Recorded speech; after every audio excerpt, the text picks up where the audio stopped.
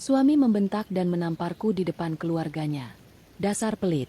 Sama ibu mertua aja perhitungan. Menantu tak tahu diri. Lalu dia mengusirku dari rumah.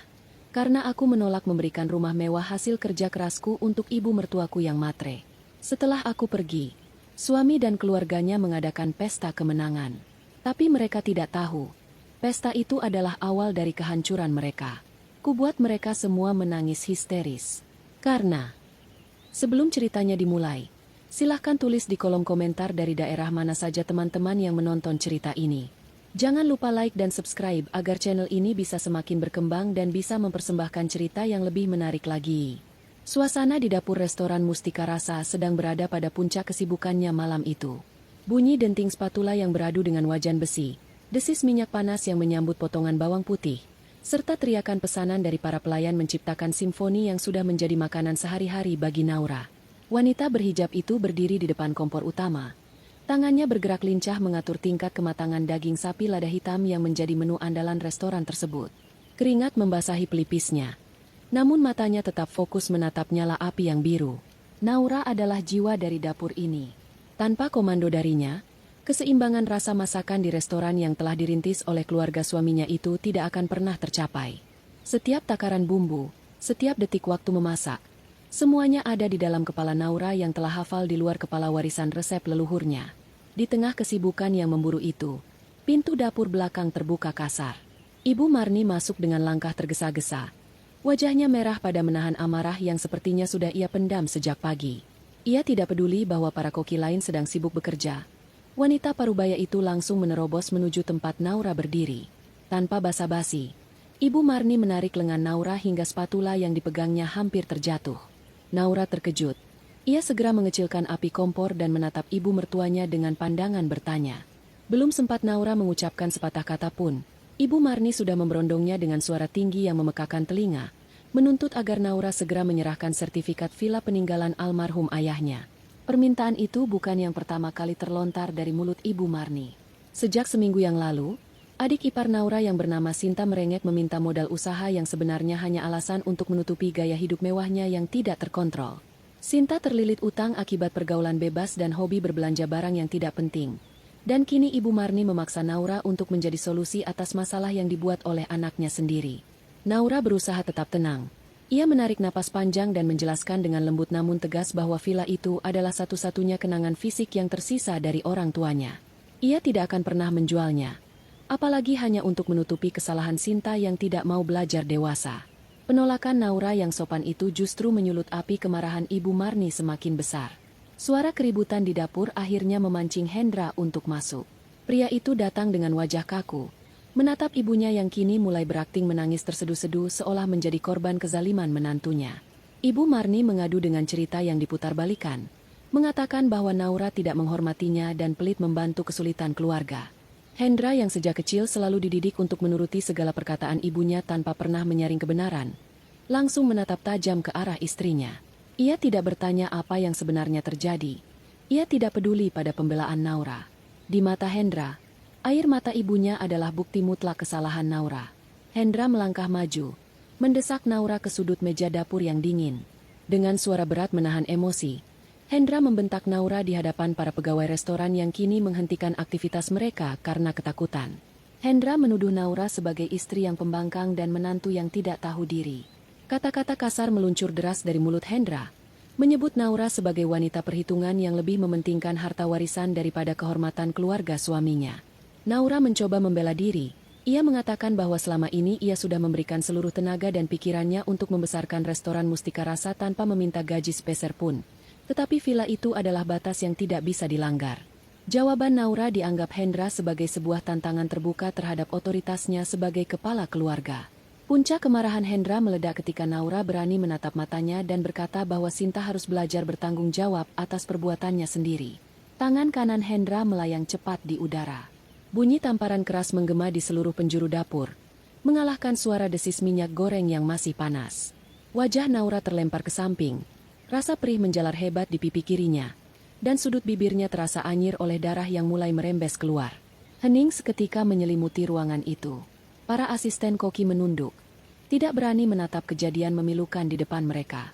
Naura memegangi pipinya yang memerah. Matanya berkaca-kaca bukan karena sakit fisik, melainkan karena hancurnya hati melihat pria yang seharusnya melindunginya justru menjadi orang yang paling menyakitinya demi membela ego ibunya yang salah. Hendra tidak menunjukkan penyesalan sedikit pun. Dengan napas memburu, ia menunjuk pintu keluar dan mengusir Naura saat itu juga. Ia berteriak lantang mengatakan bahwa Naura tidak pantas berada di rumah dan restoran keluarganya jika masih bersikap pelit. Hendra dengan sombong menyatakan bahwa mulai detik ini, restoran dan seluruh aset yang ada adalah milik ibunya sepenuhnya. Ia merasa bahwa kesuksesan restoran itu adalah karena manajemennya, bukan karena masakan Naura. Ibu Marni tersenyum puas di balik punggung Hendra, merasa menang karena berhasil menyingkirkan penghalang utamanya untuk menguasai harta menantunya. Meski sertifikat villa belum didapatkan, setidaknya ia bisa menguasai restoran sepenuhnya tanpa campur tangan Naura. Naura perlahan menegakkan tubuhnya. Ia menyeka darah di sudut bibirnya dengan punggung tangan. Tidak ada histeria, tidak ada raungan tangis. Tatapannya berubah dingin, sedingin es batu yang ada di lemari pendingin. Ia menatap Hendra dan Ibu Marni bergantian. Tatapan yang membuat nyali Ibu Marni sedikit menciut.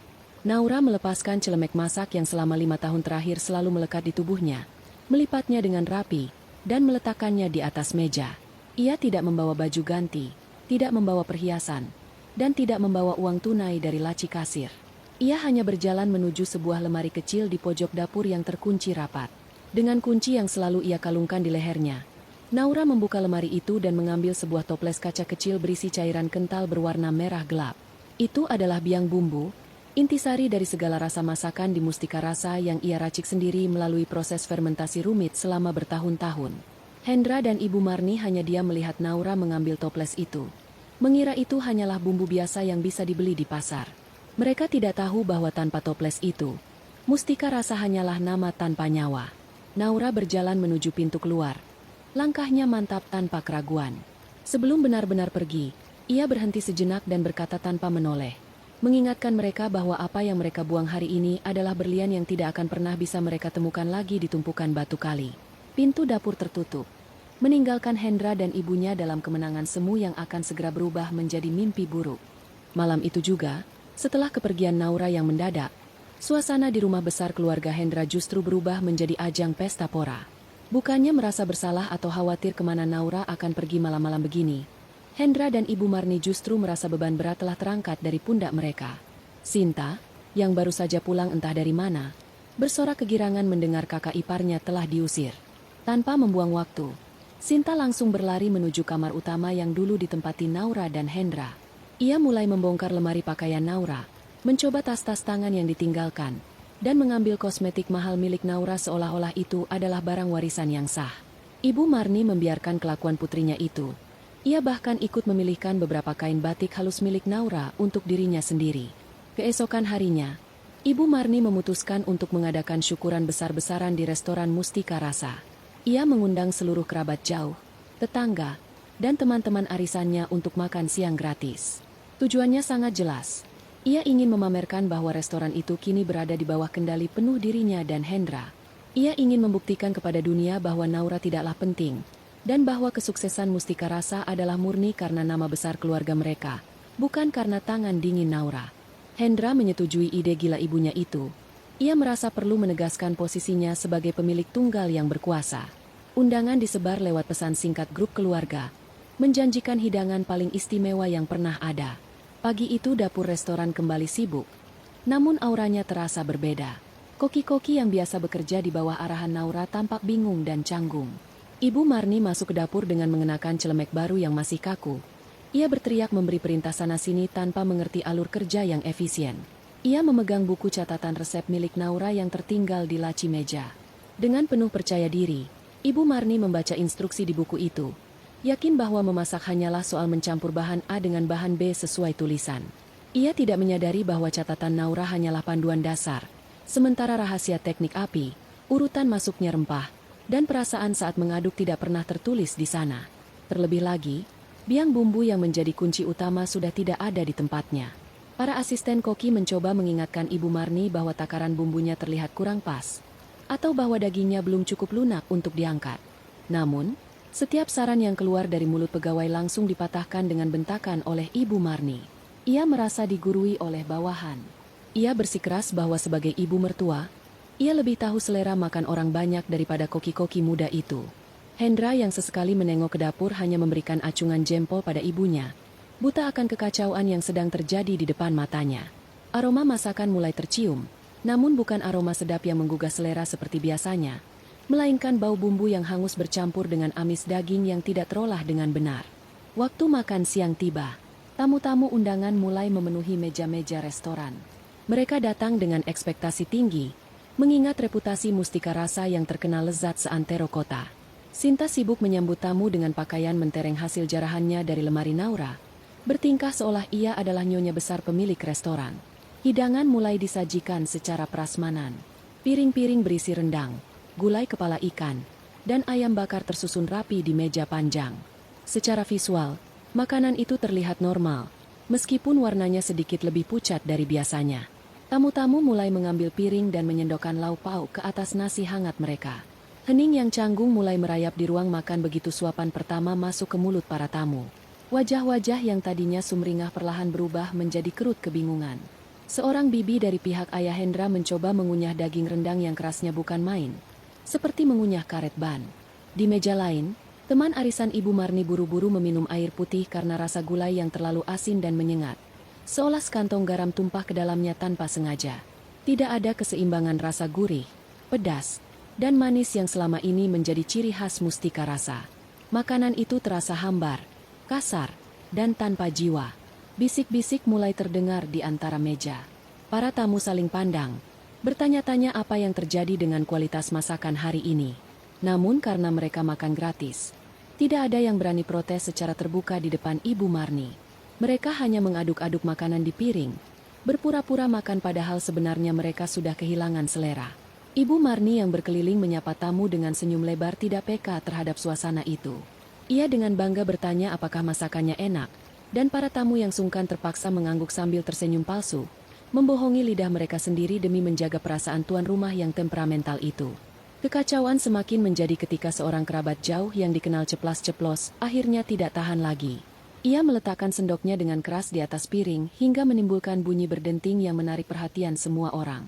Dengan suara lantang ia bertanya kemana perginya Naura, karena masakan hari ini rasanya sungguh berbeda dan jauh dari standar biasanya. Wajah Hendra merah pada menahan malu, sementara senyum di wajah Ibu Marni lenyap seketika. Hendra buru-buru menjawab bahwa Naura sedang sakit dan ibunya yang turun tangan memasak spesial untuk keluarga. Alasan itu terdengar sangat dibuat-buat. Kerabat itu hanya mendengus pelan dan tidak melanjutkan makannya. Pesta yang seharusnya menjadi perayaan kemenangan itu berakhir dengan suram. Tamu-tamu pulang lebih cepat dari perkiraan, meninggalkan piring-piring yang masih penuh dengan makanan sisa. Di dapur, tumpukan piring kotor dengan makanan utuh menjadi saksi bisu kegagalan Ibu Marni. Namun, alih-alih introspeksi diri, Ibu Marni justru menyalahkan kualitas daging dari pasar dan menuduh koki-koki tidak becus membantunya. Ia berdalih bahwa lidah orang-orang saja yang sedang bermasalah hari itu. Hendra, dalam kebutaan nalarnya, membenarkan ucapan ibunya dan meyakinkan diri sendiri bahwa besok semuanya akan kembali normal. Mereka menutup hari itu dengan penyangkalan besar, tidak menyadari bahwa hilangnya Naura adalah awal dari lonceng kematian bagi bisnis mereka. Seminggu berlalu sejak kepergian Naura. Restoran Mustika Rasa kini terlihat sepi seperti rumah hantu. Meja-meja kosong berdebu. Pelayan-pelayan duduk melamun memandangi ponsel mereka, dan lalat mulai berterbangan di sekitar meja kasir yang jarang terbuka. Di seberang jalan, tepat di lahan kosong bekas bengkel tua yang sudah lama tutup, tiba-tiba berdiri sebuah tenda sederhana berwarna biru. Tidak ada papan nama mentereng, tidak ada lampu neon yang menyilaukan mata, hanya sebuah spanduk kain putih bertuliskan, "Warung Makan", dengan tulisan tangan yang rapi. Awalnya, Hendra dan Ibu Marni menertawakan keberadaan warung tenda kumuh itu. Mereka berpikir, siapa yang mau makan di tempat pinggir jalan yang berdebu seperti itu? Namun, tawa mereka perlahan lenyap ketika aroma masakan mulai tercium terbawa angin. Aroma itu begitu khas, begitu menggugah selera, menusuk hidung siapa saja yang lewat di jalan raya. Wangi rempah-rempah yang ditumis sempurna, harum nasi yang baru matang, dan aroma daging panggang yang manis gurih seolah memanggil-manggil perut yang lapar. Satu persatu, kendaraan mulai menepi di depan warung tenda itu. Tukang ojek, sopir angkot, hingga pegawai kantoran yang lewat mulai penasaran dan mampir. Antrean mulai terlihat mengular, bahkan sampai ke bahu jalan. Hendra mengintip dari balik jendela kaca restorannya yang sepi dengan perasaan campur aduk. Ia melihat sosok wanita berhijab yang sibuk di balik wajan besar. Tangannya cekatan membalik-balik masakan, sesekali menyeka keringat di dahinya sambil tersenyum ramah melayani pembeli. Itu Naura. Jantung Hendra berdegup kencang. Ia tidak menyangka Naura akan berani membuka usaha tepat di depan hidungnya. Ia melihat mantan istrinya itu tampak lebih hidup, lebih bersinar daripada saat masih bersamanya. Tidak ada lagi wajah lelah dan tertekan. Yang ada hanyalah semangat dan kebahagiaan yang terpancar dari setiap gerakannya. Pelanggan-pelanggan Mustika Rasa yang dulu setia, kini terlihat antre di warung Naura. Mereka rela berpanas-panasan demi mendapatkan sepiring nasi rames buatan Naura. Salah satu pelanggan setia Mustika Rasa, seorang bapak tua yang biasanya memesan gulai kepala ikan, terlihat keluar dari warung tenda Naura dengan wajah puas sambil mengusap perutnya. Ia bahkan sempat melambaikan tangan ke arah restoran Hendra dengan senyum mengejek, seolah berkata, "Kalian rugi besar." Hendra merasa panas dingin melihat pemandangan itu. Ia memanggil ibunya untuk melihat apa yang terjadi. Ibu Marni datang dengan tergopoh-gopoh. Matanya melotot melihat keramaian di seberang jalan. Rasa iri dan dengki langsung membakar hati Ibu Marni. Ia tidak terima melihat menantu yang diusirnya justru sukses besar, sementara restorannya sendiri diambang kebangkrutan. Ia mulai menghasut Hendra, mengatakan bahwa Naura pasti menggunakan ilmu hitam atau penglaris untuk menarik pelanggan sebanyak itu. Tidak mungkin warung tenda baru buka bisa langsung seramai itu tanpa bantuan dukun, pikirnya picik. Hendra yang dasarnya memang mudah dipengaruhi, mulai termakan omongan ibunya. Di sisi lain, Naura sibuk melayani pembeli dengan hati gembira. Ia tidak peduli dengan tatapan sinis dari seberang jalan. Baginya, memasak adalah ibadah, dan melayani orang lapar adalah kebahagiaan. Farhan, sang supplier, terlihat sedang menurunkan berkarung-karung beras dan sayuran segar dari mobil bak terbukanya di samping warung. Farhan tidak hanya menjadi supplier, tapi juga teman yang mendukung Naura bangkit dari keterpurukan. Melihat keakraban Naura dan Farhan, api cemburu mulai membakar hati Hendra, bukan cemburu karena cinta, melainkan karena ego lelakinya yang terluka melihat mantan istrinya bisa bahagia tanpa dirinya. Malam itu, warung tenda Naura tutup lebih awal karena semua dagangannya ludes terjual. Naura menghitung lembaran uang hasil penjualannya hari itu dengan rasa syukur yang mendalam. Jumlahnya mungkin belum sebanding dengan omzet restoran Mustika Rasa di masa jayanya, tapi ini adalah uang halal hasil keringatnya sendiri, tanpa campur tangan keluarga Hendra yang toksik. Sementara itu, di seberang jalan, Hendra dan Ibu Marni duduk termangu di tengah restoran yang gelap gulita karena listrik baru saja diputus sementara akibat telat bayar tagihan. Mereka meratapi nasib sambil terus menyalahkan Naura dalam hati, tanpa menyadari bahwa kehancuran mereka baru saja dimulai. Pagi itu, Hendra bangun dengan perasaan yang tidak enak. Sejak pesta semalam, pesan-pesan komplain mulai masuk ke ponsel pribadinya.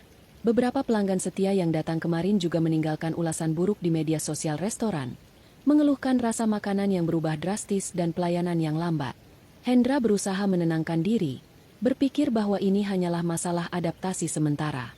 Ia yakin ibunya bisa belajar memasak dengan cepat, atau setidaknya para koki bisa diandalkan.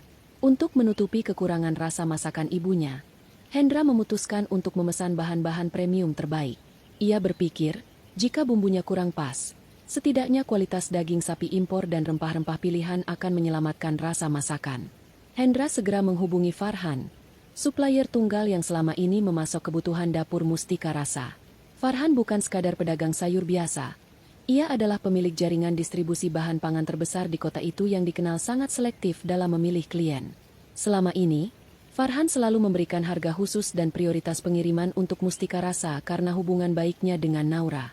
Hendra dengan nada memerintah memesan 10 kg daging Wagyu grade A, 5 keranjang sayuran organik segar, dan 1 paket rempah langka yang biasanya hanya dikirim untuk restoran bintang 5. Ia yakin Farhan akan senang menerima pesanan besar ini. Namun, jawaban di ujung telepon membuat Hendra terdiam kaku. Suara Farhan terdengar dingin dan formal, berbeda dari biasanya yang ramah dan hangat. Farhan dengan tegas menolak pesanan Hendra. Ia mengatakan bahwa stok bahan premium sedang kosong untuk Mustika Rasa. Hendra tidak terima. Ia bersikeras bahwa ia melihat truk pengantar barang Farhan baru saja lewat di depan restorannya menuju tempat lain. Farhan akhirnya membuka kartu. Ia menjelaskan bahwa kerjasama eksklusif bahan premium itu terikat secara pribadi dengan Naura, bukan dengan entitas bisnis Mustika Rasa. Farhan hanya percaya pada integritas dan keahlian Naura dalam mengolah bahan-bahan berkualitas tinggi tersebut. Penolakan itu bagaikan tamparan keras kedua bagi Hendra setelah kejadian di dapur kemarin. Ia mencoba mengancam akan memutus hubungan kerjasama dan mencari supplier lain. Namun Farhan hanya tertawa renyah. Farhan dengan santai mempersilakan Hendra mencari pengganti, karena ia tahu betul tidak ada supplier lain yang bisa memberikan kualitas dan harga sebaik dirinya di kota itu. Farhan menutup telepon dengan kalimat yang menusuk hati Hendra, mengatakan bahwa tanpa Naura, Mustika Rasa hanyalah restoran biasa yang tidak layak menerima bahan-bahan terbaik darinya. Hendra membanting gagang telepon dengan frustrasi. Ia tidak punya pilihan lain selain pergi ke pasar tradisional biasa. Dengan gengsi setinggi langit, ia menyuruh salah satu pegawainya untuk berbelanja bahan-bahan di pasar becek. Tentu saja, kualitas bahan yang didapat jauh di bawah standar. Daging sapi lokal yang alot, sayuran yang sudah layu karena kepanasan, dan bumbu-bumbu gilingan pasar yang tidak segar. Hendra berusaha meyakinkan dirinya bahwa koki-koki di dapur bisa menyulap bahan-bahan kelas 2 ini menjadi hidangan istimewa. Siang harinya, dapur kembali beroperasi dengan bahan-bahan seadanya. Ibu Marni kembali memimpin. Kali ini dengan wajah masam karena harus mengolah daging yang keras. Ia mengeluh sepanjang waktu, menyalahkan pisau yang tumpul, api kompor yang terlalu besar, hingga menyalahkan pegawai yang dianggap lambat. Masakan yang dihasilkan hari itu semakin kacau. Rendang daging sapi terasa seperti karet ban bekas. Sayur lodehnya hambar karena santan yang pecah, dan sambal gorengnya terlalu pedas menyengat tanpa ada rasa gurih. Para pelanggan yang datang makan siang mulai merasakan penurunan kualitas yang semakin parah. Beberapa dari mereka memanggil pelayan dan memprotes keras. Ada yang menemukan potongan daging yang masih mentah di bagian tengah. Ada juga yang menemukan ulat di dalam sayuran yang tidak dicuci bersih. Hendra kewalahan menghadapi komplain yang datang bertubi-tubi. Ia mencoba memberikan diskon, bahkan menggratiskan beberapa meja. Namun kekecewaan pelanggan sudah tidak bisa dibendung. Reputasi Mustika Rasa yang dibangun bertahun-tahun oleh Naura mulai runtuh dalam hitungan hari. Ibu Marni, yang tidak mau disalahkan, justru menuduh pegawai dapur melakukan sabotase.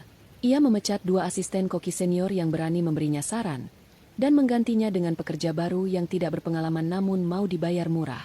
Keputusan impulsif ini semakin memperburuk keadaan di dapur.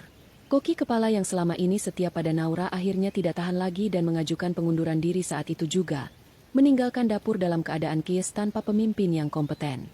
Hendra hanya bisa memijat pelipisnya yang berdenyut nyeri, menyadari bahwa ia sedang menggali lubang kuburnya sendiri. Warung tenda Naura semakin hari semakin ramai. Antrean pembeli seringkali mengular hingga ke bahu jalan, membuat arus lalu lintas di depan restoran Mustika Rasa sedikit tersendat. Pemandangan itu bagaikan bara api yang terus menyulut dada Ibu Marni. Setiap kali melihat pelanggan keluar dari tenda Naura dengan wajah puas sambil menenteng bungkusan nasi, rasanya seperti ada duri yang menusuk-nusuk hatinya. Restorannya sendiri kini nyaris mati suri. Meja-meja kosong berdebu, pelayan-pelayan duduk melamun memandangi ponsel, dan suara denting sendok garpu yang dulu riuh kini digantikan oleh kesunyian yang mencekam. Rasa iri dan dengki telah menguasai akal sehat Ibu Marni sepenuhnya. Ia tidak bisa menerima kenyataan bahwa menantu yang dulu ia hina dan usir kini justru lebih sukses darinya. Ibu Marni mulai menyusun rencana licik. Ia memanggil Sinta, putri bungsunya yang juga menyimpan dendam pada Naura, karena tidak lagi bisa menikmati uang belanja dari kakaknya. Mereka bersekongkol untuk menjatuhkan reputasi warung tenda Naura dengan cara kotor. Ibu Marni menyuruh Sinta membuat akun media sosial palsu. Dengan jari-jari lentiknya, Sinta mulai mengetikkan fitnah keji di grup-grup kuliner lokal. Ia mengarang cerita bohong bahwa warung Naura menggunakan penglaris berupa celana dalam bekas yang direndam di kuah soto, dan menuduh Naura menggunakan daging tikus serta ayam tiren mati kemarin untuk menekan harga. Postingan itu menyebar dengan cepat seperti virus, memicu perdebatan sengit di kolom komentar. Beberapa orang yang memang dasarnya suka bergosip langsung menelan mentah-mentah isu tersebut tanpa mencari kebenaran. Tidak cukup dengan serangan di dunia maya, Ibu Marni juga membayar beberapa preman pasar untuk membuat keributan di warung Naura. Suatu siang, saat jam makan siang sedang padat-padatnya, 2 orang pria bertubuh kekar datang dengan wajah garang. Mereka memesan makanan, lalu tiba-tiba berteriak histeris sambil memuntahkan makanan ke lantai. Salah satu dari mereka melemparkan piring berisi nasi campur ke arah Naura, menuduh ada belatung di dalam sayurnya. Pelanggan lain sontak panik dan menjauh. Keributan itu sengaja diciptakan untuk memancing perhatian warga dan aparat setempat. Hendra dan Ibu Marni menonton dari balik jendela kaca restoran mereka di seberang jalan, tersenyum puas melihat kekacauan yang terjadi. Namun, rencana jahat itu tidak berjalan mulus sesuai harapan. Seorang petugas dinas kesehatan yang kebetulan sedang makan siang di warung Naura, tanpa seragam dinas, langsung berdiri dan menenangkan situasi. Ia memeriksa makanan yang dituduh ada belatungnya dengan teliti. Ternyata, itu hanyalah butiran nasi yang gosong, bukan belatung seperti yang diteriakkan preman bayaran tersebut. Petugas itu kemudian menunjukkan kartu identitasnya, membuat kedua preman itu pucat pasi dan kabur terbirit-birit. Kejadian itu justru menjadi bumerang bagi penyebar fitnah. Petugas dinas kesehatan tersebut merasa curiga dengan pola serangan yang sistematis, memutuskan untuk melakukan inspeksi mendadak, sidak, resmi ke seluruh tempat makan di jalan tersebut, termasuk warung Naura dan restoran Mustika Rasa. Keesokan harinya, tim inspeksi datang lengkap dengan peralatan uji laboratorium sederhana. Mereka memeriksa dapur warung Naura dengan sangat detail, mulai dari kebersihan alat masak, tempat penyimpanan bahan makanan, hingga kualitas air yang digunakan. Hasilnya sungguh mencengangkan. Dapur Naura, meskipun sederhana di bawah tenda, ternyata sangat bersih dan higienis. Bahan-bahan makanannya segar, tersimpan rapi dalam wadah tertutup, dan tidak ada tanda-tanda penggunaan bahan berbahaya. Petugas bahkan memberikan stiker, sangat baik, dan sertifikat kebersihan sementara yang langsung ditempel di gerobak etalase Naura. Para pelanggan yang tadinya ragu kini kembali antre dengan keyakinan penuh. Bahkan jumlahnya semakin bertambah karena berita kebersihan warung Naura menjadi viral di media sosial sebagai klarifikasi atas fitnah sebelumnya. Sebaliknya, nasib sial menimpa restoran Mustika Rasa. Tim inspeksi menyeberang jalan dan masuk ke restoran mewah itu. Begitu pintu dapur dibuka, bau busuk menyengat langsung menyambut hidung para petugas. Hendra yang panik berusaha menghalangi petugas masuk ke gudang penyimpanan. Namun sia-sia.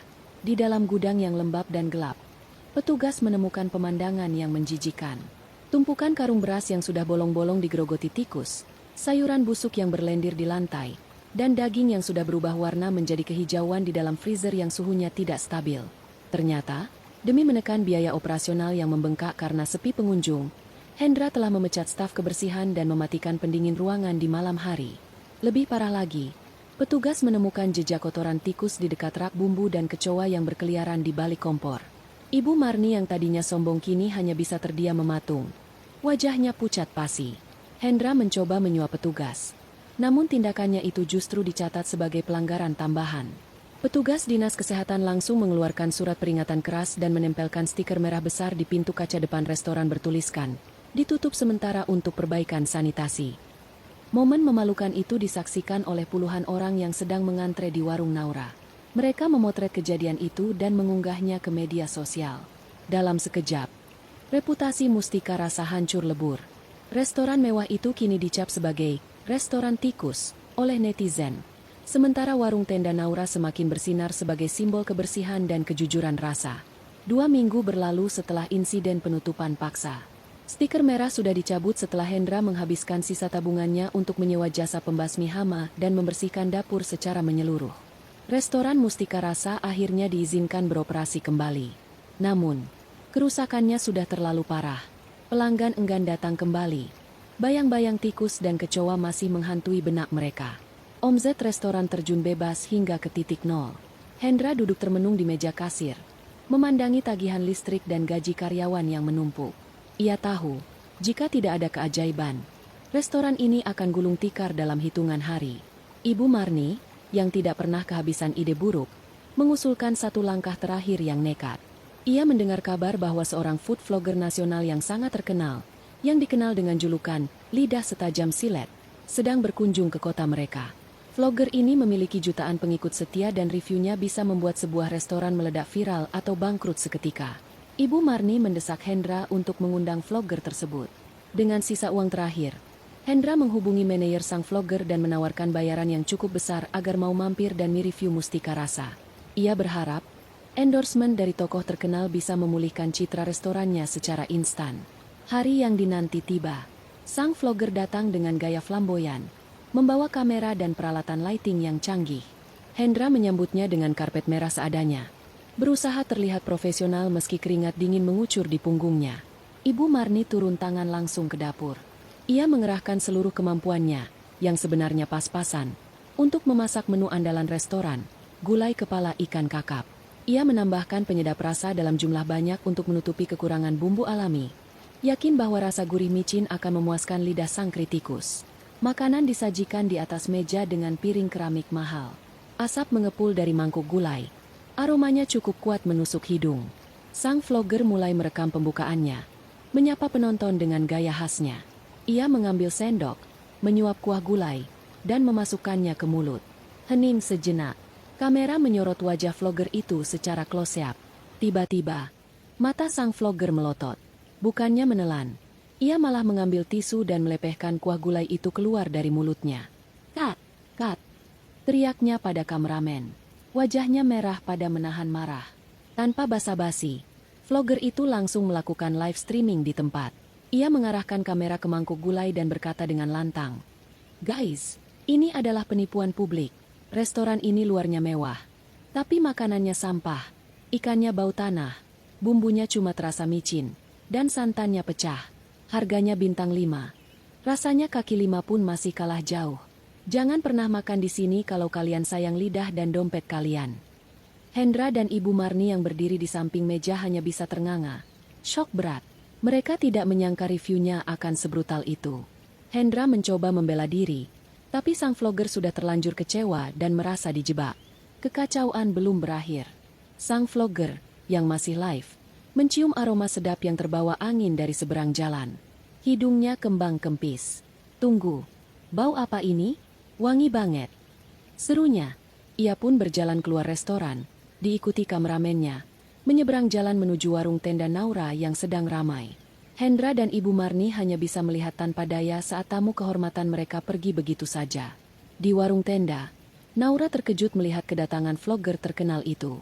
Tanpa banyak bicara, vlogger itu memesan menu yang sama, gulai kepala ikan.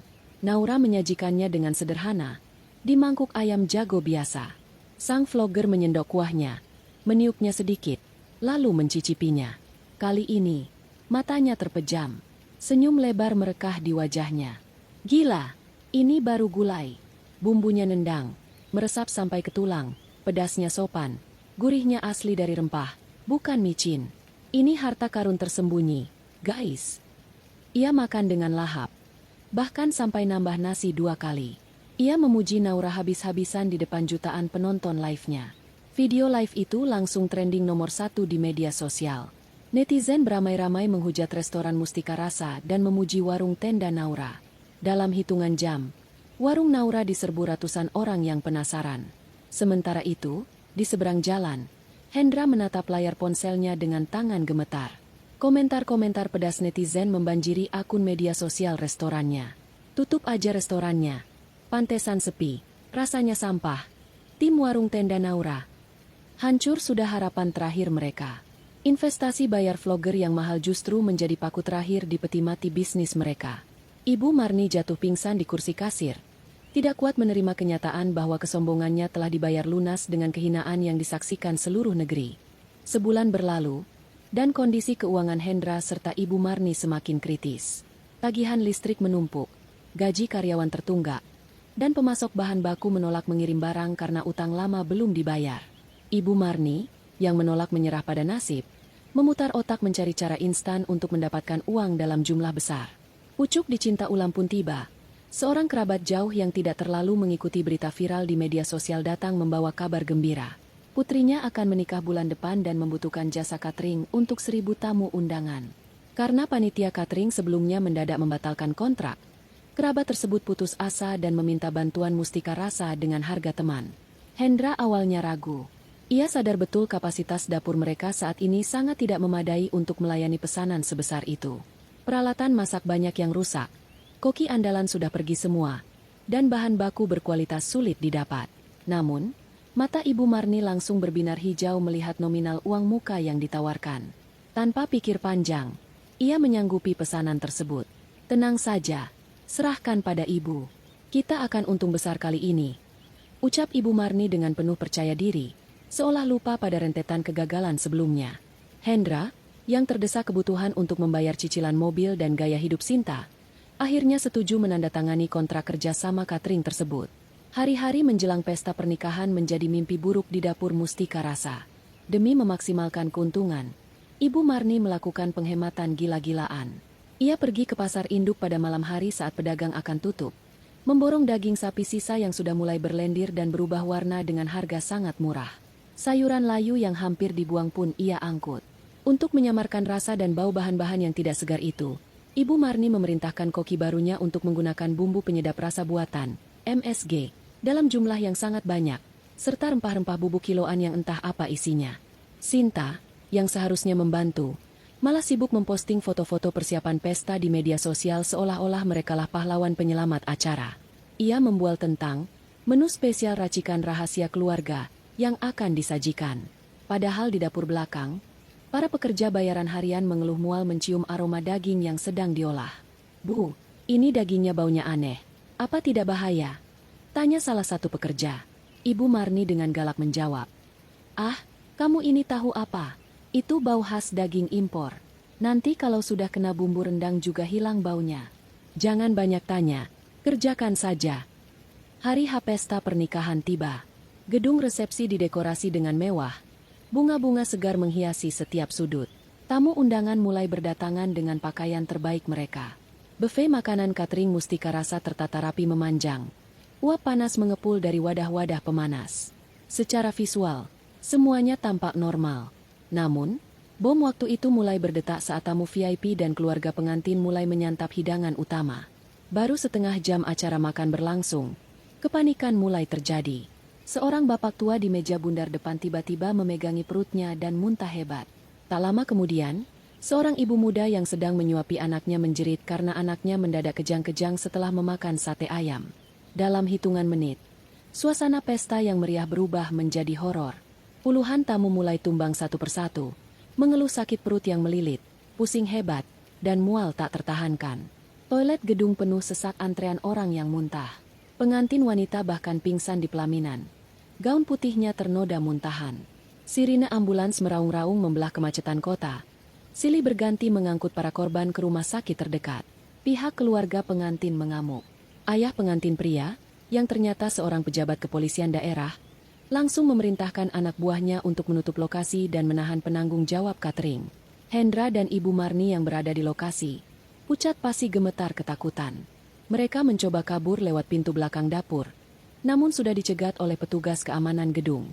Polisi langsung menyegel sisa makanan sebagai barang bukti untuk diperiksa di laboratorium forensik. Hasil pemeriksaan awal di tempat kejadian sangat mengejutkan. Ditemukan kandungan bakteri E. coli dan salmonella dalam jumlah sangat tinggi pada olahan daging rendang dan opor ayam, serta penggunaan bahan pengawet mayat, formalin, pada mie basah yang mereka beli murah di pasar gelap. Malam itu juga, Hendra dan Ibu Marni digelandang ke kantor polisi dengan tangan terborgol, diiringi teriakan caci maki dari keluarga korban yang menuntut keadilan. Berita, tragedi catering maut Mustika Rasa, menjadi headline berita nasional keesokan harinya. Wajah Hendra dan Ibu Marni terpampang jelas di layar televisi dan koran dengan baju tahanan oranye. Reputasi keluarga mereka hancur sehancur-hancurnya. Tidak ada lagi yang tersisa selain rasa malu dan ancaman hukuman penjara yang membayangi di depan mata. Setelah seminggu mendekam di tahanan polsek, Hendra dan Ibu Marni akhirnya bisa menghirup udara bebas sementara waktu berkat bantuan seorang pengacara publik yang ditunjuk negara. Namun, status mereka masih sebagai tersangka utama dengan kewajiban lapor diri. Kebebasan itu terasa hampa karena kenyataan pahit langsung menampar mereka begitu keluar dari gerbang kantor polisi. Rumah mewah tempat tinggal Ibu Marni telah disita oleh bank karena cicilan yang menunggak berbulan-bulan. Ditambah lagi gugatan perdata ganti rugi miliaran rupiah dari keluarga korban keracunan massal yang membuat seluruh aset mereka dibekukan pengadilan. Mereka kini tidak punya tempat berteduh. Mobil Hendra sudah ditarik leasing. Perhiasan Ibu Marni sudah dijual Sinta untuk membayar utang judinya yang menumpuk. Sinta sendiri menghilang entah kemana. Kabur membawa sisa uang tunai terakhir yang ada di laci meja rias ibunya. Tinggallah Hendra dan Ibu Marni berdua, berjalan kaki menyusuri trotoar panas dengan pakaian lusuh yang belum diganti sejak penahanan. Perut mereka keroncongan, namun tak sepeser pun uang ada di saku. Di tengah keputusasaan itu, Ibu Marni teringat satu hal, villa peninggalan orang tua Naura. Villa itu, pikirnya, Naura pasti masih memiliki hati nurani. Naura dikenal sebagai wanita yang lembut dan pemaaf. Mungkin, Jika mereka datang memohon-mohon dan menceritakan kondisi mereka yang menyedihkan, Naura akan luluh dan mengizinkan mereka tinggal sementara di sana. Dia kan istri kamu, Hendra.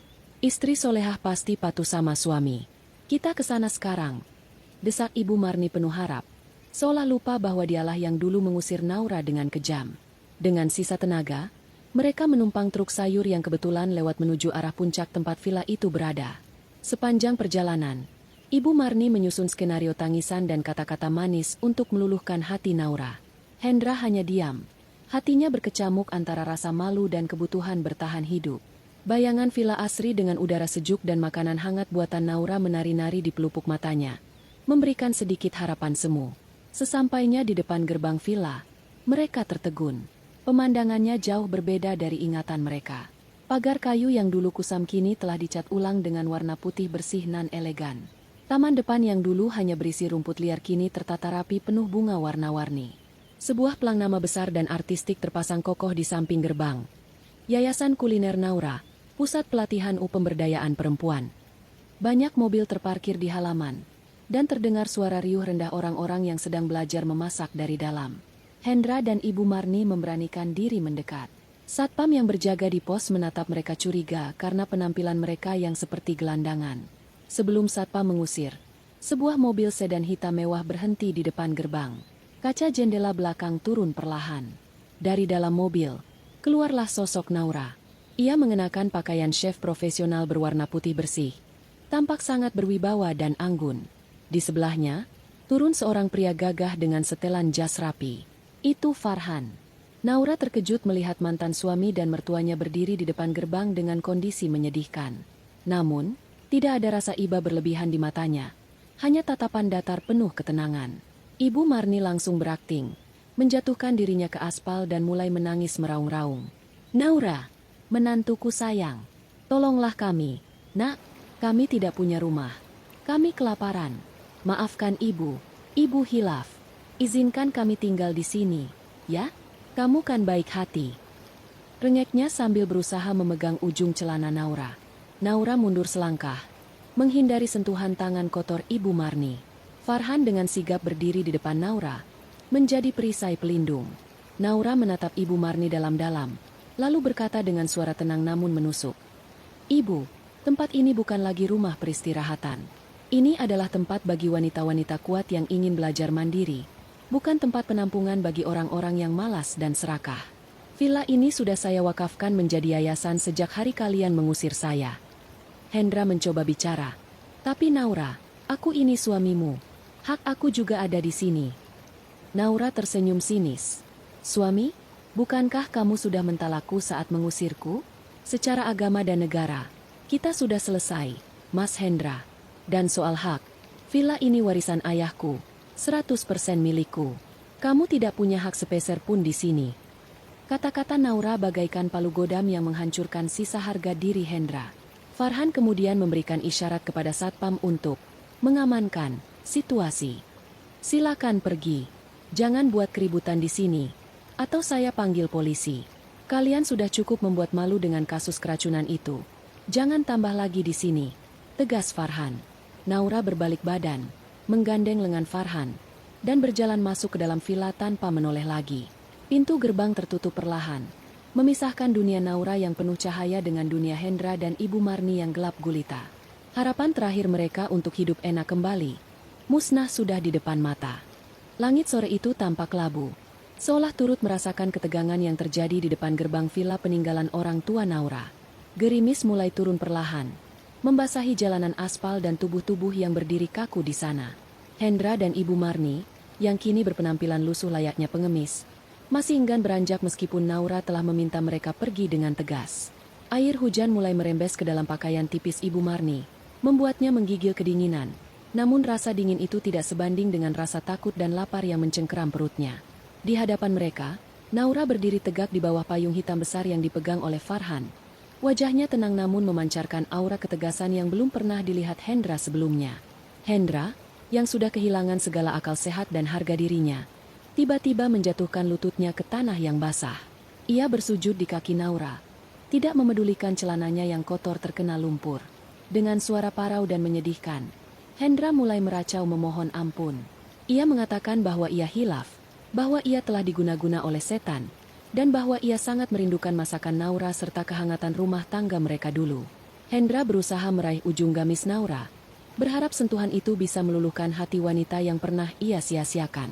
Ia berjanji akan berubah, akan menjadi suami yang baik, dan akan memecat semua karyawan yang tidak becus jika Naura mau kembali padanya dan membiayai hidup mereka lagi.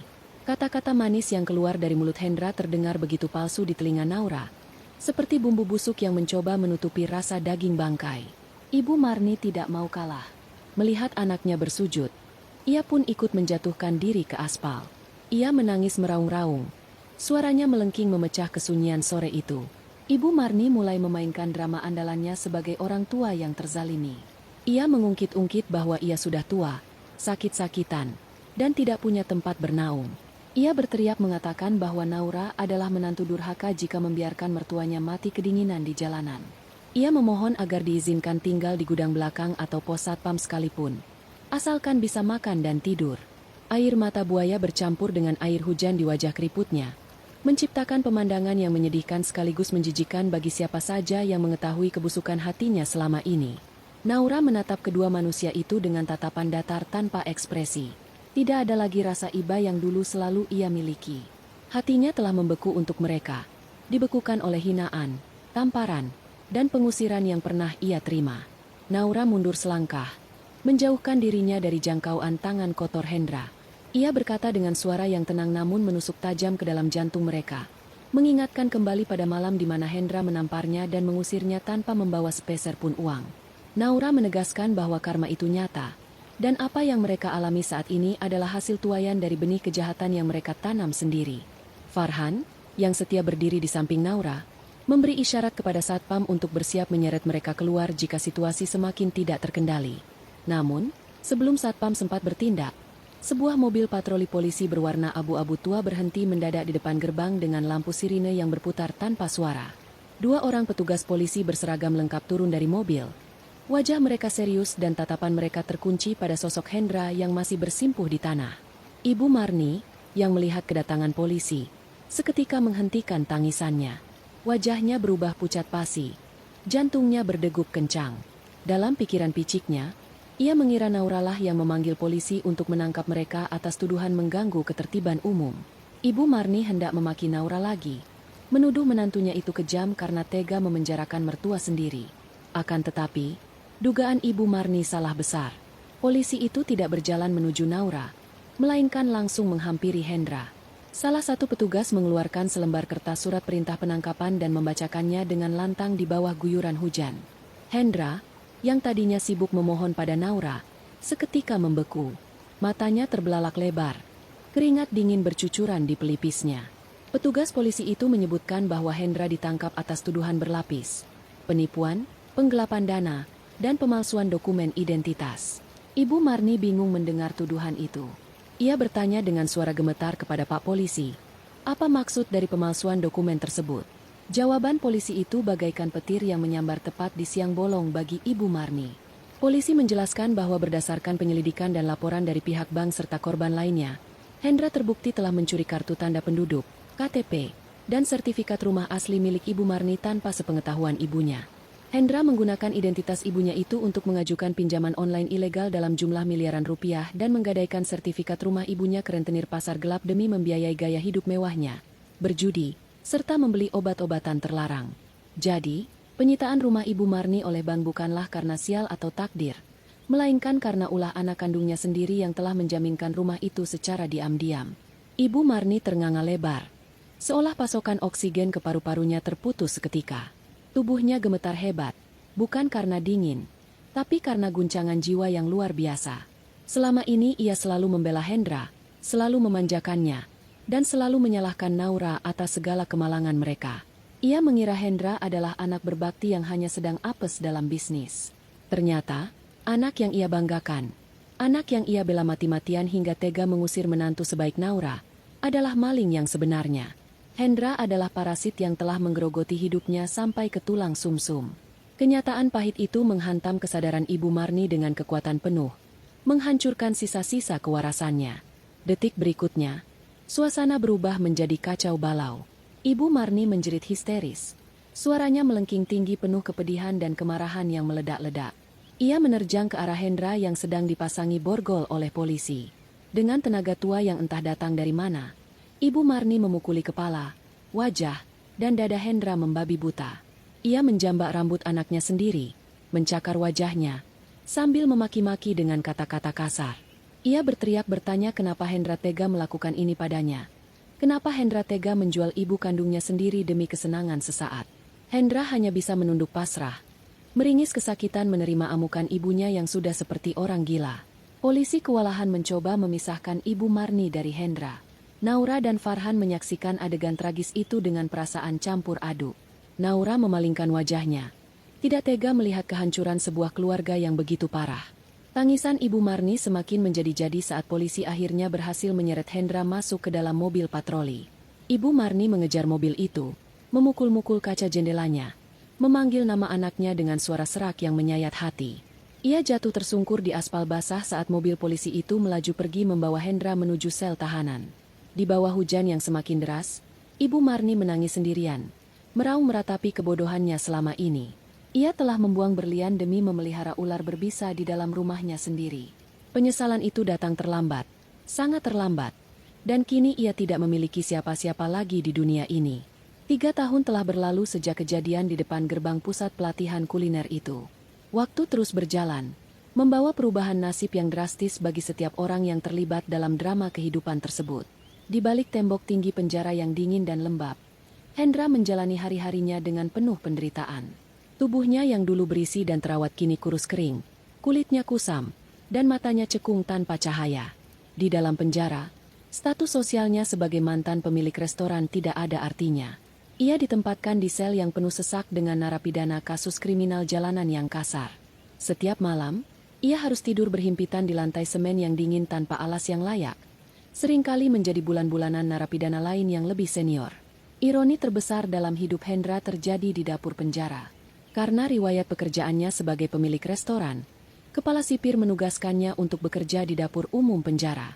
Namun, bukan sebagai koki kepala yang dihormati, melainkan sebagai tukang cuci piring dan pengupas bawang. Setiap hari, dari subuh hingga malam, tangan Hendra keriput terendam air sabun yang keras, mencuci ratusan piring logam berminyak bekas makan ribuan narapidana. Ia sering dibentak oleh koki penjara, seorang narapidana kasus pembunuhan yang temperamental, jika kerjanya dianggap lambat. Saat melihat sisa-sisa makanan yang terbuang di tempat sampah, Hendra sering teringat pada Naura. Ia teringat betapa dulu Naura melayaninya bak raja, menyajikan hidangan lezat penuh cinta yang ia balas dengan cacian. Kini, ia harus berebut jatah nasi cadong yang keras dan sayur nangka hambar dengan narapidana lain hanya untuk bertahan hidup.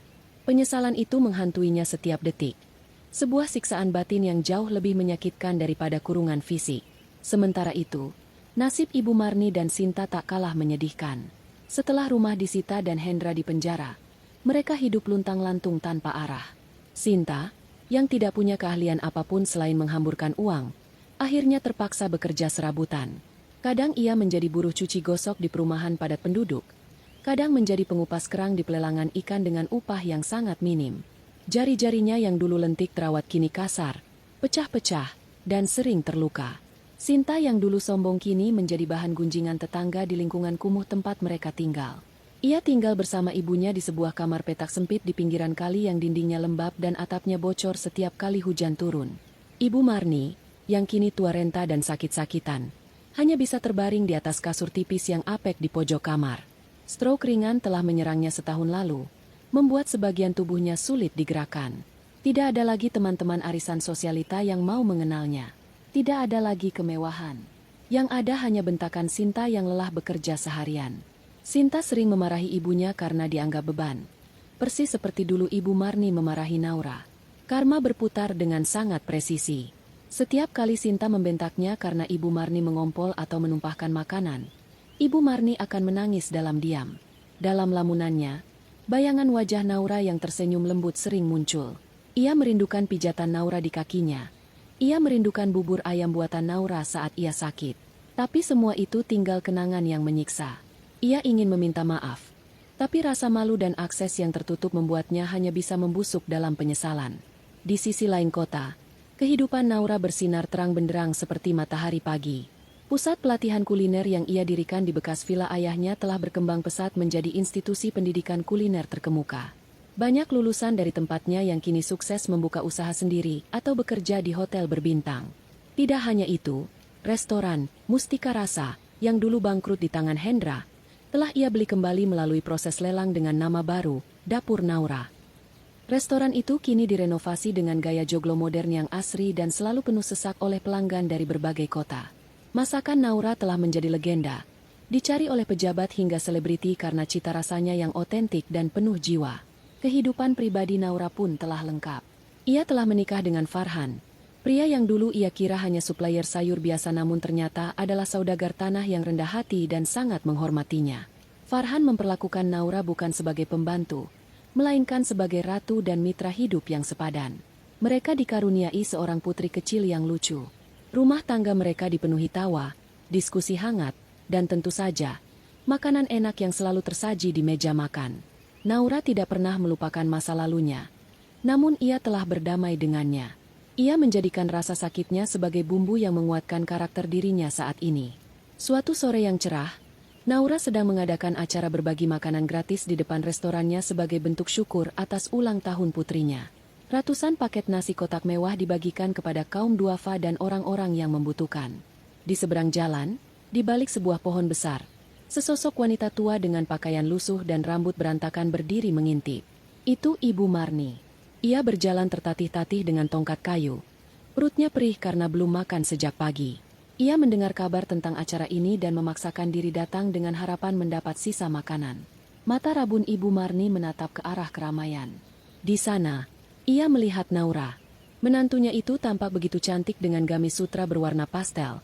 Wajahnya bersih berseri-seri sedang membagikan kotak nasi sambil tersenyum ramah kepada semua orang. Di samping Naura, Farhan tampak sigap membantu sambil sesekali mengusap kepala Naura dengan sayang. Pemandangan kebahagiaan itu begitu menyilaukan bagi Ibu Marni, sekaligus begitu menyakitkan. Ia melihat Naura tertawa lepas, tawa yang dulu direnggut paksa oleh keluarga Hendra. Ibu Marni ingin melangkah maju, ingin berteriak memanggil Naura, ingin bersujud minta ampun. Namun, kakinya terasa berat seperti dipaku ke tanah. Rasa malu yang teramat sangat menahannya. Ia sadar, ia tidak pantas lagi ada di kehidupan Naura. Ia hanyalah masa lalu kelam yang sudah seharusnya terkubur. Saat Naura menoleh ke arah jalan raya, matanya sempat menangkap sosok wanita tua di balik pohon itu. Naura terdiam sejenak. Ia mengenali postur tubuh itu. Ia mengenali tatapan mata yang redup itu. Jantungnya berdesir pelan, namun tidak ada dendam yang meletup. Naura menatap wanita tua itu selama beberapa detik. Lalu dengan perlahan ia menganggukkan kepala sedikit. Sebuah tanda penghormatan terakhir atau mungkin tanda perpisahan abadi. Naura kemudian berbalik badan, kembali melanjutkan aktivitasnya berbagi kebahagiaan dengan orang-orang yang layak mendapatkannya. Ia menutup pintu masa lalunya dengan rapat. Ibu Marni mengerti isyarat itu. Naura telah memaafkannya, tapi tidak akan pernah membiarkannya masuk kembali. Dengan air mata yang mengalir deras di pipi kotornya, Ibu Marni berbalik arah. Ia menyeret langkah kakinya yang berat menjauh dari cahaya kebahagiaan Naura, kembali menuju kegelapan lorong-lorong kumuh tempat ia pantas berada. Di tangannya tidak ada nasi kotak. Di hatinya hanya ada ruang kosong yang luas bernama penyesalan.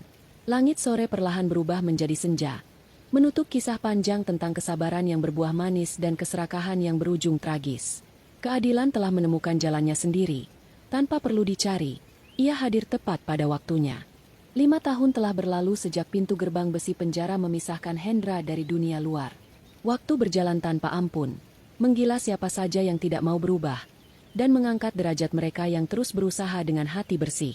Kota tempat tinggal mereka telah banyak berubah. Gedung-gedung bertingkat baru bermunculan, jalanan semakin padat, dan tren kuliner silih berganti. Namun, di tengah perubahan yang begitu cepat itu, ada satu nama yang tetap kokoh berdiri dan semakin bersinar terang, yaitu Naura. Siang itu matahari bersinar terik di atas langit kota. Di sebuah gedung pertemuan megah di pusat kota, ribuan orang berkumpul dengan pakaian rapi.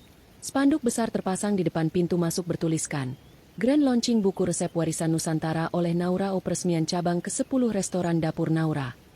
Suasana di dalam gedung begitu meriah namun tetap elegan. Aroma bunga melati dan sedap malam memenuhi ruangan, bercampur dengan wangi rempah-rempah halus yang menjadi ciri khas masakan Naura.